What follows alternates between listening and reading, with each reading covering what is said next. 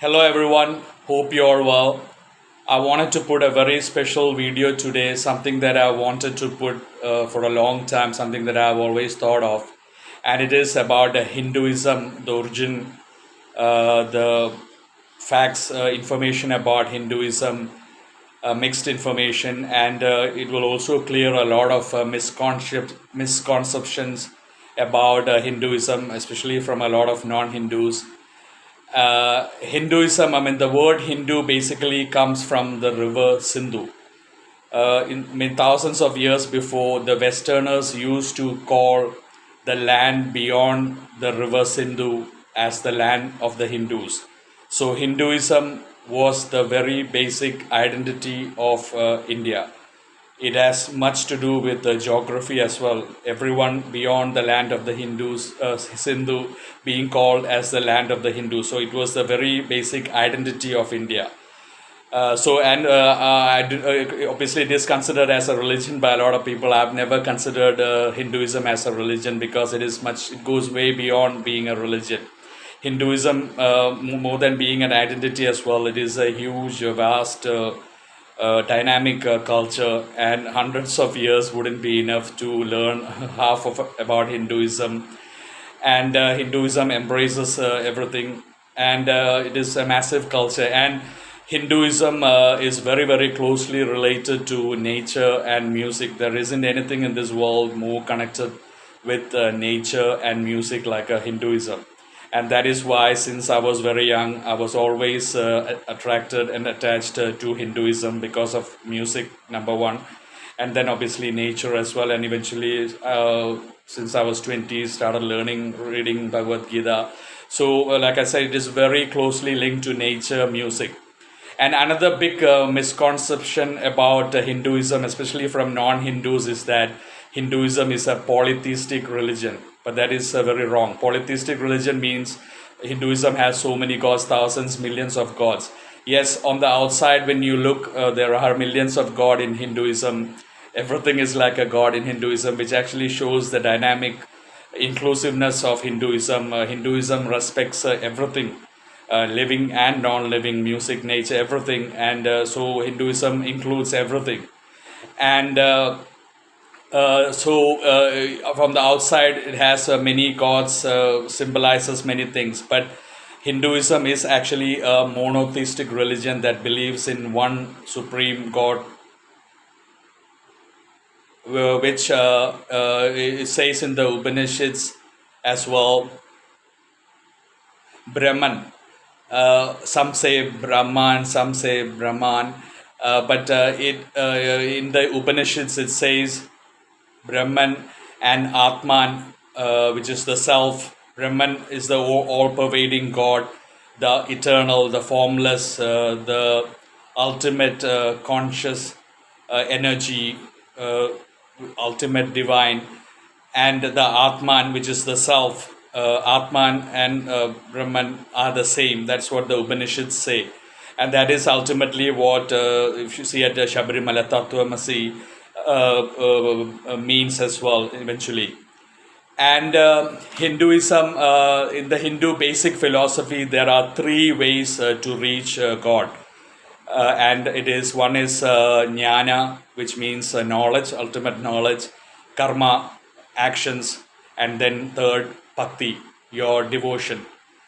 So in Hinduism, there are three different ways that you can get closer to God, reach God, know God, and you can choose any of the paths. You don't necessarily have to choose a bhakti, devotion, to reach God.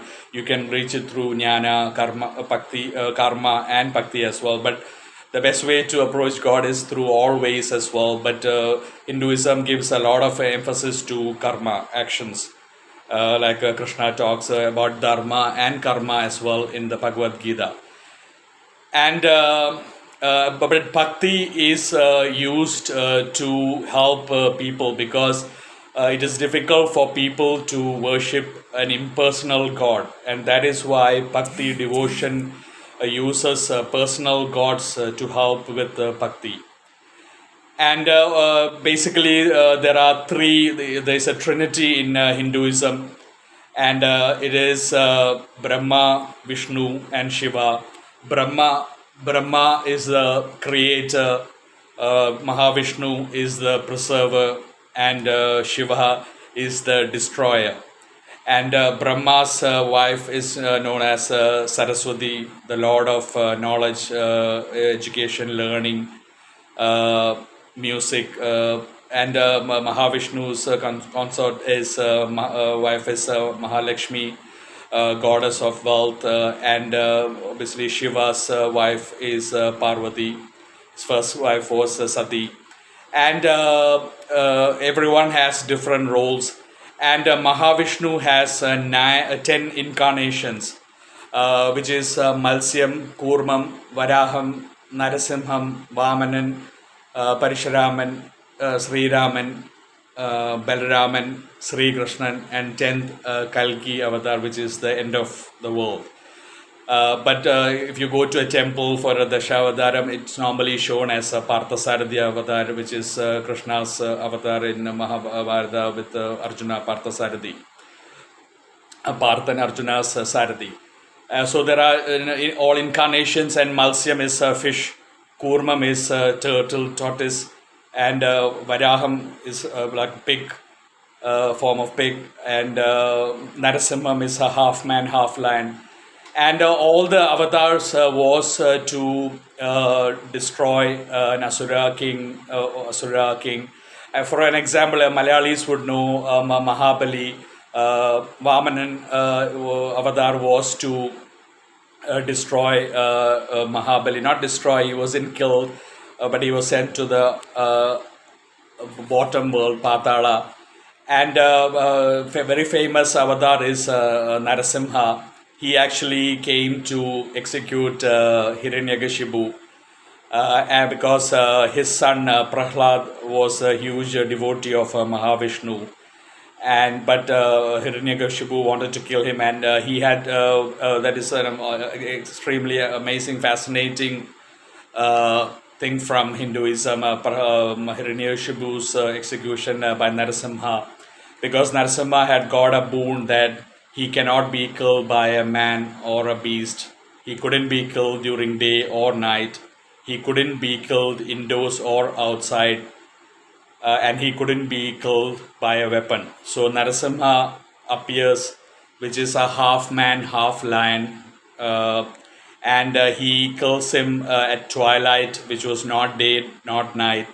And he keeps him on his lap, because you can't kill him indoors or outside.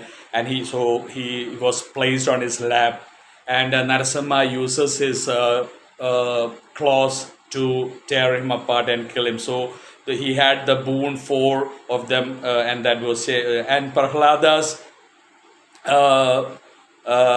grandson is actually Mahabali, the next avatar from Vamana came, and even Varaha avataram, the previous avatar of Narasimha, came to kill Hiranyakashipu's brother. And obviously serpent Naga has a huge significance in Hinduism.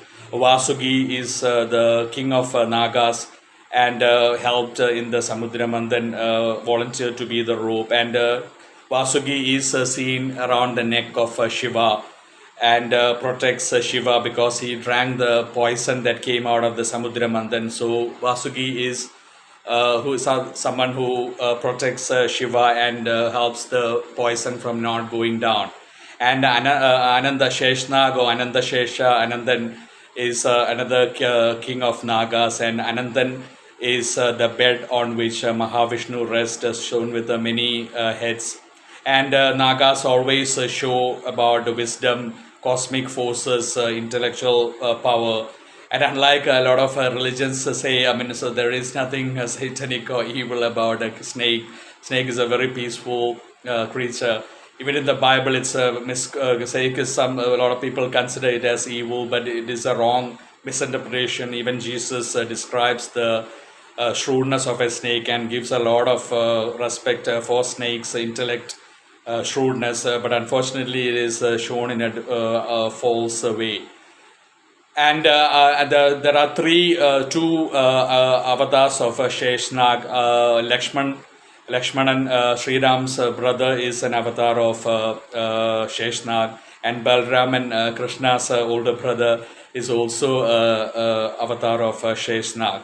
And Ramayana and Mahabharata are the two epics, two scriptures about in the Hinduism. Obviously, Upanishads, there are four Vedas: Rig Veda, Samaveda, Yajurveda, Other Veda, a lot of things. But Bhagavad Gita obviously comes from the Mahabharata. Bhagavad Gita is the gist of everything, not a gist, a book of everything that Krishna says to Arjuna, because Arjuna refuses to fight his brothers, and Krishna gives him a long advice, Saropadesham, where he tells Arjuna to take his weapons and that he has to protect Dharma, his duties, and even if it has to kill his brothers. So that the whole Bhagavad Gita is Krishna's divine message to Arjuna to uphold Dharma. And Bhagavad Gita talks about selfless service and Dharma. Selfless service, when you help someone, do not expect anything in back, a reward. And Dharma, your duty, or divine duties, your duties. And Hinduism talks about a lot of things, and I hope this gives some clarity into Hinduism, and misconceptions probably would be changed. There's too many things to talk about Hinduism. I hope it has given you more information, clarity about Hinduism. Take care. God bless you.